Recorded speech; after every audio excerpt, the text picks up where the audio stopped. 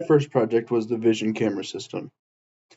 This is going to be a little quick introduction on what I got and how I planned and improved the system. So my current situation was I had an old raw vision system using a Cognex 2000 and a conveyor system with cylinders on the table. It was pretty much a setup on a table, and I'll show the picture in a minute or in a second. This system functioned correctly, but needed to be cleaned up and upgraded and kind of put on the wall. So I planned to strip everything down. The wood plane was going to be tossed. I was going to use the old system, just use a 120-volt feeder wire from the outlet through just a little toggle switch to turn it on and off. So I'll replace that, and I'll have to get 240-volt three-phase down and use a transformer to get it to 120 and then into my power supply for control stuff. The camera tower will remain mostly intact, but I'll replace the Cognex 2000 to a 5100. I'll also be adding a newer, better ring light that isn't powered from an outlet, but more just from 24 volts. I use a 1734 AE-NTR remote rack to communicate to my Compact Logis classroom controller that I will communicate using Ethernet IP. I use a distance sensor when a part is found. I will inspect the part using my Vision Camera 5100 that I monitor I/O with on the network using Ethernet IP. Once that is either passed or failed, it will determine if it's kicked off or continued to the pass bucket or the other side. Control components will be mounted inside the steel cabinet. The HMI I will use along with pilot devices, HOA, e-stop, reset, start, and stop combo will be mounted on the enclosure. The disconnect will be on the right-hand side of the enclosure feeding into the step-down transformer. The conveyor will be below the enclosure, and the tower will be on the far left side of the conveyor. And the cylinders will be towards the middle. There will be two buckets, one at the failure cylinder and one at the end for the pass product. I'm going to talk about some of the function before we actually show the video of the process going, and also get into some HMI networking stuff as well. The function, it kind of goes as such.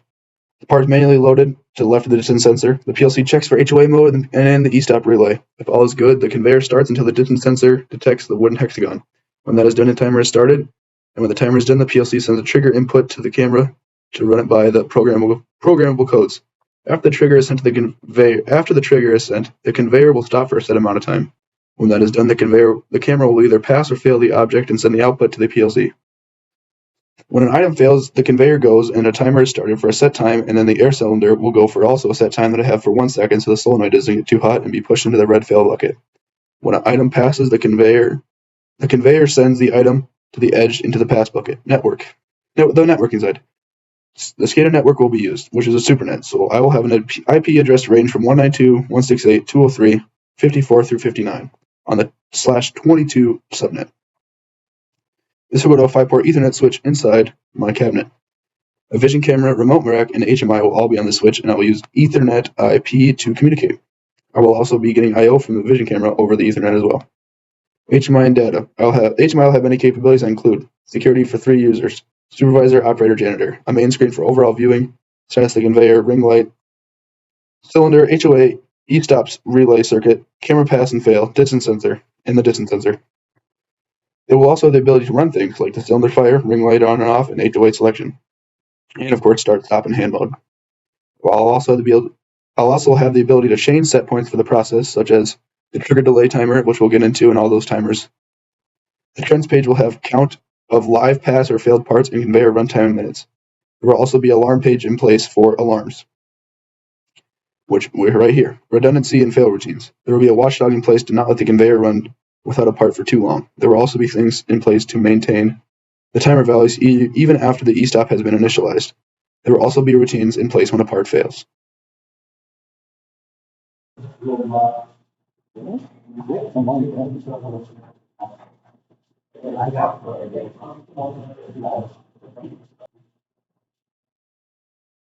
Now we are on to the AutoCAD.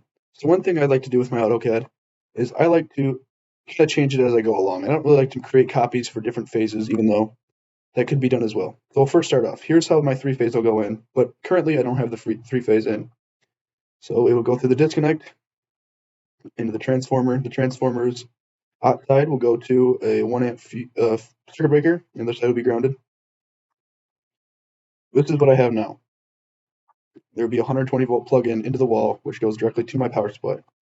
Out of that 24-volt, 94-watt power supply, the plus 24 side goes to a 4-amp fuse. That will power the Ethernet switch, the PLC remote rack, which I have protected with a 2-amp fuse, which also has a back bus to power all the cards, power the distance sensor, HMI, the vision camera, and the e-stop relay. Here's how the e-stop relay works. Emergency switch in these two contacts and the reset in these two. And you'll see these reference arrows again later. These are when the e-stop is good, it'll shut. And this is a signal from my PLC. Here are my PLC drawings. My first input is my e-stop relay. Second is the combo start. Third is the combo stop. The e-stop relay is powered from the bus. It doesn't create any amp draw, so I thought that'd be appropriate, giving on its space compared to the PLC. My second card, my first input is hand mode, and the second input is auto mode. Now you may notice that sometimes I have open spots.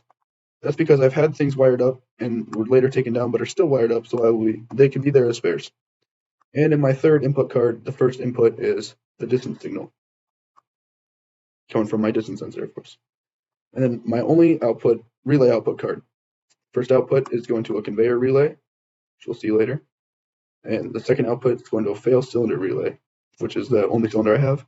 And then the third output is going to my ring light, and the fourth is a wired spare. And all are using plus 24 volt.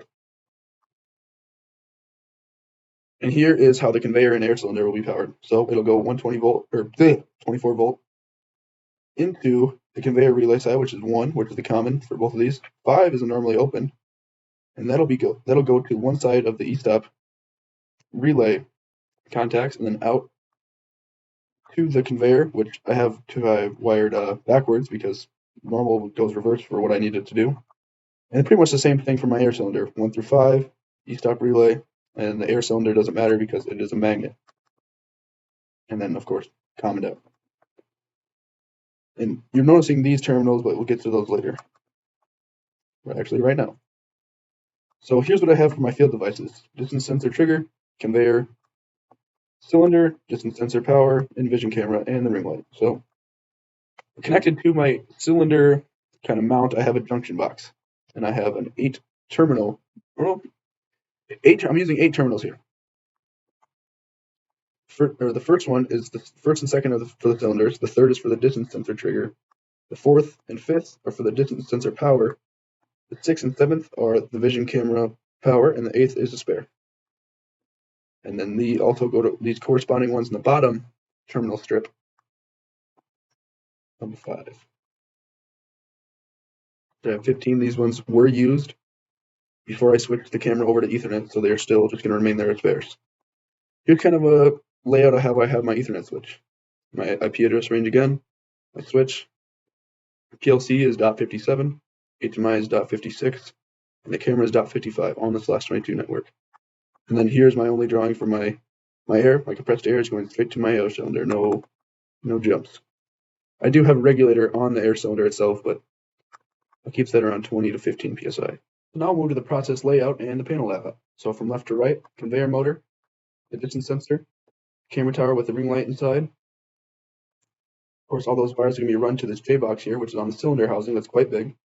2 cylinders, this one, of course, being a spare, and then the solenoids sit right here, but you can't really see them compared to like a side view right here. Here's also, of course, the conveyor, the pass bucket here, and the fail bucket here, but you also couldn't see that from this side view.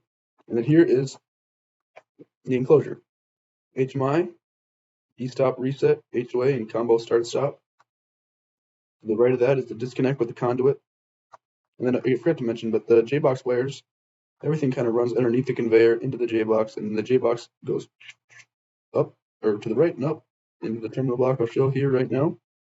So here's the layout of my panel. So my step-down transformer, which is going to be fed from that conduit right there, brought into these terminals over here, the hot and neutral and ground ones as well. Here is my remote rack with my cards, with an Ethernet switch to the right. My main power circuit breaker, and then also my 24-volt fuses, my conveyor relay, my cylinder relay, my power supply, and my e-stop relay. And here's my junction or field wire terminals that come from that junction box down below here. I'll be talking about a little bit about my I/O map. So here's some of my inputs. A big part of my I/O map is also HMI stuff. So I've got these labeled here. Just some of my outputs. Again, a lot of it is statuses from HMI. Of course, my triggers, which are through Ethernet, as well as my camera pass and fail, which are also through Ethernet. Here's some of my timers, counters, and integers that I'm going to be using. These integers, 10 through 13, are adjustable on my HMI, and 0 is internal. I'll kind of run over some of my programming stuff in HMI and also camera programming before we get into it. I'll kind of go quickly because we've already heard kind of how this works. Here's my HOA status. To run in hand, run in auto, and run it off. UCR, hand go, auto go, and off go. How to get my ring light, my distance sensor, and then the trigger delay, of course. Item found using the trigger delay to enable the camera trigger, to actually trigger the camera, latching and latching, using a pass fail count, to unlatch those, making sure they stay off right here, to reset the counters on my HMI, to ready to scan, to stop the conveyor, to ready to start the conveyor, all the things to make the conveyor go.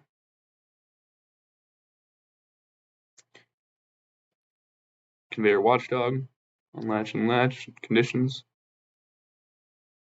conveyor runtime in seconds and minutes,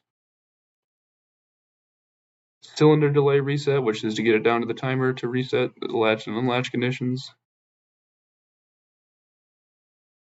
and the cylinder timer to make it only go for 1 second. Right now I have it as a black screen, but I can show you here. Some of my programs, I have a blob. It's just a random blob of pixels, and if that comes up false or having too many pixels, that'll be false. The locate, which is for the hexagon itself, an edge of the hexagon, the brightness of the light reflecting back off the hexagon, and the logic is all these combined to make it true or false. So of course here all of these are false, so the logic is false. Communication, my forced output data, pass fail. And then we'll go to some functionality with my HMI. So main screen, I guess when you first get in, you'll have a security screen, log in, log out, and go to main once that's completed. Here's the main. E-stop status, start stop, time, your status of your security, adjustable time delays, pass fail from the camera. Distance sensor will go green if something's picked up. This will be turned white if the light's on, hand off auto, ring light on and off, and cylinder fire. And then to get to the, say we want to go to the trends page, trends here, failed object, pass object, convey runtime minutes, and pass fail reset, and pause and resume the graph. Alarms, I only have 2, but here's how my alarm page looks. The alarms are also of course the conveyor, watchdog, and the fail. Here's my HMI, my 3 modes of operation, hand off and auto, along with the start and stop when in hand, ring on and off, and cylinder fire when in hand. An e-stop status from this relay here, that's determined if I push the stop in, it'll flash red and black, meaning the relay is not good. If I hit reset, it goes to green, we're ready to go. Also up here are some timers you can adjust, and I'll show when that happens later. Some statuses, the distance sensor will go green if the distance sensor is true. And then pass and fail from the camera, as well as that white light there is the ring light.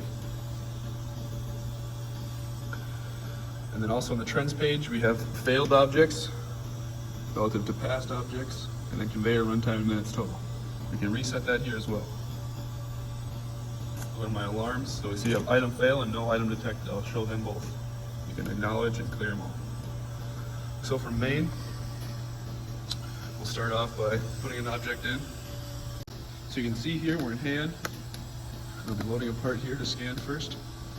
So here are my 2 pass objects here, both relatively the same, each side. So I'll run through a couple failed objects. So here, scratches and a random coloration. We'll load that here on the left side, press start. You see it takes a picture on the camera.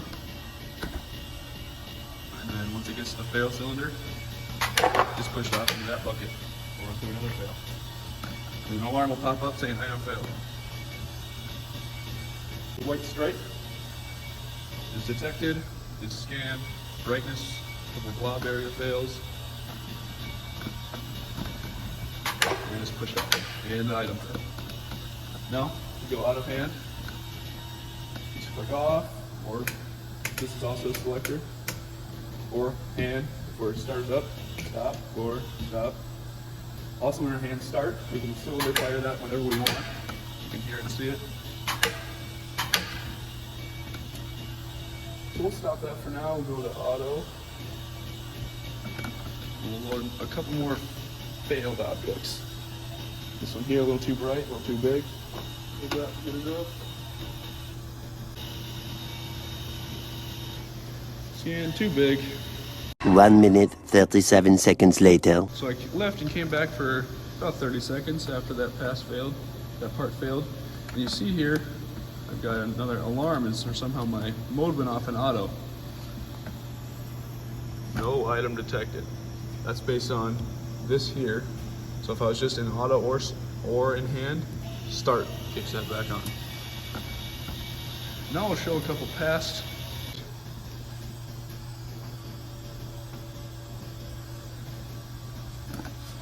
Watch the HMI as well. Start. Pass. See on the camera as well. Green all around for my parameters. And she will go off the edge. So that's pretty much my functionality of this project. Using camera software, the camera, the ring light inside, the distance sensor to detect the part, fail cylinder pusher, and of course my HMI and control stuff. Well, now this is the end. Here is my summary statement. I say, in conclusion, this project went pretty well, but it could have been better. I started off really slow and didn't use my time out of the class at all. I started to realize the clock was ticking and started to progress faster and faster. I also started to spend a lot more time out of the class working on things. I came across many obstacles mechanically and from a programming standpoint. But at the end of the day, I was able to get past them and ask and be resourceful to do such. And most of all, I learned some of my weaknesses and strength, and I think I got better at time management. Thank you guys for watching. Make sure to click the subscribe button.